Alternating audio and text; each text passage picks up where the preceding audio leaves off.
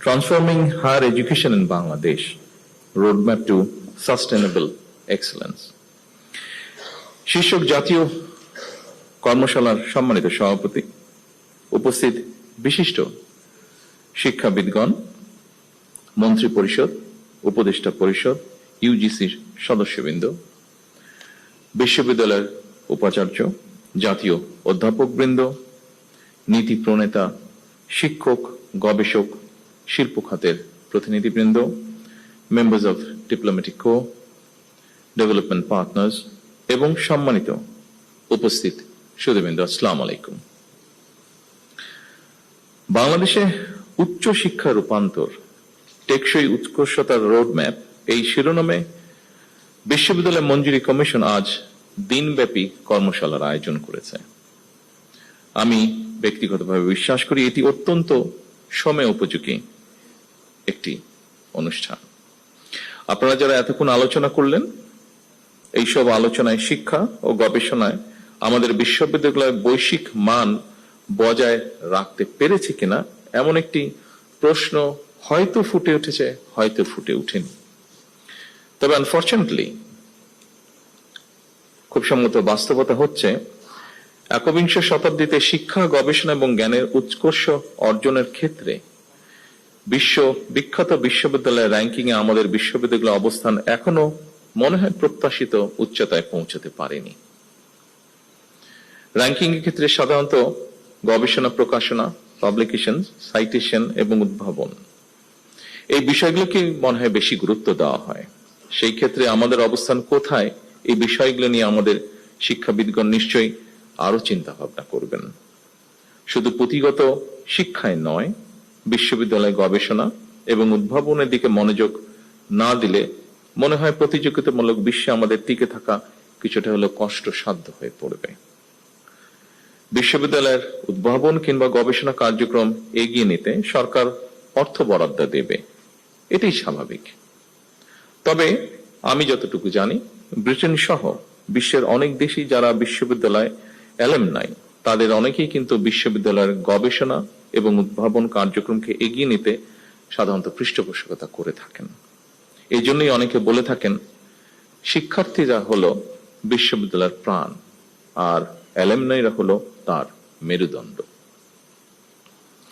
ঢাকা বিশ্ববিদ্যালয় সহ দেশের বিভিন্ন বিশ্ববিদ্যালয়ের শিক্ষার্থী বর্তমানে যারা দেশে বিদেশে জ্ঞানে বিজ্ঞানে অর্থবিত্তে প্রতিষ্ঠিত, সেই সব অ্যালামনাইদেরকে বিশ্ববিদ্যালয়গুলোতে শিক্ষা ও গবেষণা উন্নয়নে সম্পৃক্ত করার উদ্যোগ নেওয়ার জন্য আমি উপস্থিত শিক্ষাবিদদের প্রতি বিনীত আহ্বান জানাই। সম্মানিত সুধীমণ্ডলী, আরো একটি বিষয়ের দিকে আমি আপনাদের দৃষ্টি আকর্ষণ করতে চাই। বিশ্ববিদ্যালয়গুলো থেকে প্রতি বছর লক্ষ লক্ষ শিক্ষার্থী বের হয়। উচ্চশিক্ষা নিয়েও অনেকে বেকার থাকেন, অর্থাৎ বেকারত্বের সংখ্যা আমরা যদি একটু দেখি, উচ্চশিক্ষিতদের মধ্যেই মনে হয় বেশি। এর কারণ সম্পর্কে নানা মতামত রয়েছে, তবে মনে হয় একটি ব্যাপারে কম বেশি সকলেই একমত। একাডেমিক শিক্ষা অর্জনের পাশাপাশি দক্ষতা অর্জন করতে না পারাই মনে হয় শিক্ষিতদের মধ্যে বেকারের হার বেশি হওয়ার কারণ, খুব সম্ভবত। এবং সেজন্যই বর্তমান সরকার মনে করে প্রাথমিক সিলেবাস থেকে শুরু করে উচ্চতর পর্যায় পর্যন্ত আমাদের শিক্ষা কারিকুলামগুলো একটু নতুন ভাবে সাজানো বোধহয় এখন সময়ের দাবি। নৈতিক মূল্যবোধ সম্পন্ন কর্মসূচি শিক্ষা ছাড়া বেকারত্ব নিরসন মনে হয় খুব সম্ভব হবে না। সময়োপযোগী শিক্ষা কারিকুলাম ছাড়াও বৈশ্বিক প্রতিযোগিতায় টিকে থাকা মনে হয় সম্ভব নয়। এ কারণেই বর্তমান সরকার একাডেমিক সিলেবাসকে সময় উপযোগী করার কাজ এর ভিতরেই হাতে নিয়েছে। সম্মানিত শিক্ষকবৃন্দ, সম্মানিত গবেষকবৃন্দ, বিশেষ করে উচ্চশিক্ষা ব্যবস্থাকে সময় উপযোগী করতে বর্তমান সরকার অ্যাপ্রেন্টিসশিপ, ইন্টার্নশিপ এবং ইন্ডাস্ট্রি একাডেমি, এটা সহযোগিতা বাড়ানোর জন্য চেষ্টা বা উদ্যোগ গ্রহণ করছে। প্রাথমিকভাবে বিভাগীয় শহরগুলোতে অবস্থিত বিশ্ববিদ্যালয়ের সঙ্গে স্থানীয় শিক্ষা ও ব্যবসা প্রতিষ্ঠানের সম্পর্ক স্থাপন করার এই কার্যক্রম শুরু করার উদ্যোগ সরকার নিচ্ছে। যার ফলে আমরা মনে করি শিক্ষার্থীগণ পুঁথিগত বিদ্যা অর্জনের পাশাপাশি হাতে কলমে শিক্ষা লাভ করে শিক্ষার্থী অবস্থাতেই কর্মদক্ষতা অর্জন করতে সক্ষম হবেন। ফলে শিক্ষা জীবন শেষে সম্ভবত তাকে আর বেকার থাকতে হবে না। কলেজ এবং বিশ্ববিদ্যালয়ে ইনোভেটিভ বিজনেস আইডিয়া বাণিজ্যিকরণ করতে প্রতিযোগিতামূলক প্রক্রিয়ায় সিড ফান্ডিং বা ইনোভেশন গ্রান্ট প্রদান, এটারও আমরা উদ্যোগ নিচ্ছি এবং এর উদ্দেশ্য ক্যাম্পাস থেকেই ব্যবসায়িক উদ্যোক্তা তৈরি করা। ফলে এই উদ্যোক্তারা নতুন এবং সৃজনশীল ব্যবসায়িক ধারণা বাস্তবায়ন করে দেশের অর্থনীতিতে নিশ্চয়ই অবদান রাখতে সক্ষম হবেন। শিক্ষার্থী থাকা অবস্থায় কর্মদক্ষতা অর্জনের ফলে এমনও হতে পারে একজন শিক্ষার্থী চাকরির জন্য অপেক্ষা না করে নিজেই একজন উদ্যোক্তা হিসাবে বরং আরো কয়েকজনের কর্মসংস্থানের ব্যবস্থা করতে সক্ষম হবেন। এইসব উদ্যোগ ছাড়াও সরকার উচ্চ শিক্ষা প্রতিষ্ঠানগুলোতে উদ্ভাবন এবং উদ্যোক্তা উন্নয়ন ইনস্টিটিউট, সায়েন্স পার্ক প্রতিষ্ঠার পরিকল্পনা করছে। দেশি বিদেশি প্রতিষ্ঠানের সাথে অংশীদারিত্বের ভিত্তিতে বিশ্ববিদ্যালয়গুলোতে বিজ্ঞান মেলা, innovation fair, product sourcing fair সহ এ ধরনের শিক্ষা ও দক্ষতা বিষয়ক আয়োজনকে উৎসাহিত করার পরিকল্পনা আমরা নিয়েছি। শুধু উচ্চশিক্ষার ক্ষেত্রেই নয়, স্কুল পর্যায় থেকেই সরকার শিক্ষা কারিকুলামে কারিগরি এবং ব্যবহারিক শিক্ষা বাধ্যতামূলক করার পরিকল্পনা গ্রহণ করেছে। সম্মানিত সুধীমণ্ডলী, বিশ্ব এখন চতুর্থ শিল্প বিপ্লবে পা দিয়েছে। চতুর্থ শিল্প বিপ্লবের চলমান এই সময় এআই বা কৃত্রিম বুদ্ধিমত্তা, robotics, automation, genetic engineering, biotechnology, cyber security, quantum computing, big data, material science, nano technology, পঞ্চম প্রজন্মের ওয়্যারলেস প্রযুক্তি, এইসব উন্নততর প্রযুক্তি একদিকে আমাদের চিন্তার জগৎ নিয়ন্ত্রণ করছে, অপরদিকে শাসন করছে মানুষের কর্মক্ষেত্র বা কর্মসংস্থান। এর ফলে নিত্য নতুন প্রযুক্তির ব্যবহার একদিকে প্রথাগত চাকরির বাজারে বেকারত্ব হয়তো বাড়াচ্ছে, অন্যদিকেও আবার তৈরি করছে নিত্য নতুন ভিন্ন ধরনের কর্মসংস্থান। সম্মানিত সুধীমণ্ডলী, চতুর্থ শিল্প বিপ্লব বিশ্ববাসীর সামনে যে বার্তাটি স্পষ্ট করেছে, খুব সম্ভবত সেটি হলো শিক্ষা কেবল স্কুল, কলেজ কিংবা বিশ্ববিদ্যালয় গণ্ডিতেই সীমাবদ্ধ নয়। বর্তমানে জ্ঞান চর্চা কেবল একটি নির্দিষ্ট বিষয় আবদ্ধ নয়, বরং আমরা দেখি ডাটা সায়েন্স সাথে বায়োলজি বা ইঞ্জিনিয়ারিং এর সাথে হয়তো সমাজ বিজ্ঞান এর একটা বন্ধন রয়েছে।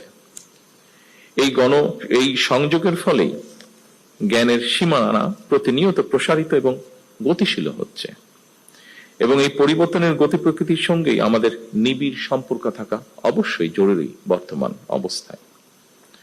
সম্মানিত শিক্ষক, গবেষকবৃন্দ, সম্মানিত সকল উপস্থিতিবৃন্দ, আজকের এই কর্মশালার বিষয়ের সঙ্গে খুব সম্ভবত ব্রিটিশ লেখক টম ইয়ন, যিনি বিশেষ করে ডিজিটাল ওয়ার্ল্ডে বিজনেস স্ট্র্যাটেজিস্ট অ্যান্ড অ্যানালাইসিস হিসেবে স্বনামধন্য, তার একটি বিখ্যাত মন্তব্য খুব সম্ভবত প্রাসঙ্গিক বলে আমার কাছে মনে হয়েছে।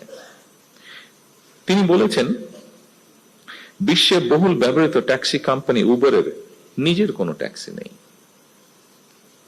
বিশ্বে অপ্রতিদ্বন্দ্বী সোশ্যাল মিডিয়া ফেসবুক নিজে কোনো কন্টেন্ট তৈরি করে না। বিশ্বের বৃহত্তম অনলাইন বিজনেস প্ল্যাটফর্ম আলিবাবার কোনো স্টক বা মজুদ পণ্য নেই। বিশ্বের সবচেয়ে বড় আবাসন প্রোভাইডার এয়ারবিএনবির নিজেদের কোনো রিয়েল এস্টেট বা অ্যাসেটস নেই। অর্থাৎ ইনোভেটিভ আইডিয়া দিয়ে তারা যার যার ক্ষেত্রে বিশ্ব শাসন করছে। এই প্রতিষ্ঠানগুলোই মূলত একটি স্মার্ট ইন্টারফেস। তারা সেবা দিচ্ছে না, বরং যারা সেবা নিতে চায় এবং যারা সেবা দিতে চায় তাদের এক জায়গায় নিয়ে এসেছে। এটি প্রযুক্তি নির্ভর জ্ঞান। সম্মানিত সকল উপস্থিতিবৃন্দ, আমাদের সামর্থ্য সীমাহীন না হলেও সীমিত সম্পদের কার্যকর ব্যবহারের মাধ্যমে অবশ্যই আমাদের পক্ষে নতুন কিছু করা সম্ভব বলে আমি দৃঢ়ভাবে বিশ্বাস করি। আমাদেরও প্রচুর মেধাবী মানুষ রয়েছেন যারা সুযোগ বা সুবিধা পেলে বিশ্বমানের কিছু করা তাদের পক্ষে অসম্ভব নয়। মেধা পাচার রোধ করে, মেধার বিকাশ, মেধা লালন করে আমরা ভবিষ্যৎ চ্যালেঞ্জ মোকাবেলা করতে চাই একসাথে। ফ্যাসিবাদ স্বৈরাচারের বিরুদ্ধে আমাদের তারুণ্য বারবার রাজপথে নেমে এসেছে। স্বাধীনতা প্রিয় গণতান্ত্রিকামী জনগণ আবারও অধিকার আদায় মিছিলে সামিল হয়েছিল। এভাবে দীর্ঘ ১.৫ দশকের বেশি সময় হাজারো প্রাণের বিনিময়ে বাংলাদেশে একটি গণতান্ত্রিক রাষ্ট্র সরকার বর্তমানে প্রতিষ্ঠিত হয়েছে। জনগণের কাছে দায়বদ্ধ এই সরকার বর্তমান এবং ভবিষ্যৎ প্রজন্মের জন্য একটি নিরাপদ বাংলাদেশ বিনির্মাণের কাজ শুরু করতে চায়। বর্তমান গণতান্ত্রিক সরকার একটি জ্ঞান ও মেধাভিত্তিক রাষ্ট্র এবং সমাজ গড়ার কাজও শুরু করতে চায়। জ্ঞান ও মেধাভিত্তিক সমাজ গঠনের মূল ভিত্তি হলো এমন একটি পরিবেশ তৈরি করা যেখানে শিক্ষা, গবেষণা, মেধা, যোগ্যতা এবং সৃজনশীলতাই গুরুত্ব পাবে সর্বোচ্চ। সম্মানিত শিক্ষকবৃন্দ, গবেষকবৃন্দ, সম্মানিত সকল উপস্থিতিবৃন্দ, আমরা এমন একটি শিক্ষা ব্যবস্থা গড়ার কাজ শুরু করতে চাই যেখানে প্রতিটি শিক্ষার্থী নিজের সম্ভাবনাকে বিকশিত করার সুযোগ পাবে।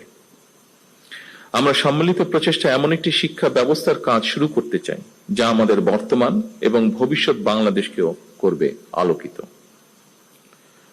সমৃদ্ধ ভবিষ্যতের সাথে প্রযুক্তিগত উৎকর্ষতার আমরা অবশ্যই আলিঙ্গন করব। তবে আমরা যেন আমাদের রাষ্ট্র ও সমাজের আবহমান কালের ধর্মীয়, সামাজিক, নৈতিক মূল্যবোধ হারিয়ে না ফেলি। আমি এই ব্যাপারে শিক্ষক, বুদ্ধিজীবী, সাংবাদিক, পেশাজীবী তথা সকল শ্রেণী পেশার মানুষের প্রতি সতর্ক এবং সজাগ থাকার বিনীত আহ্বান জানিয়ে আমার বক্তব্য এখানেই শেষ করছি।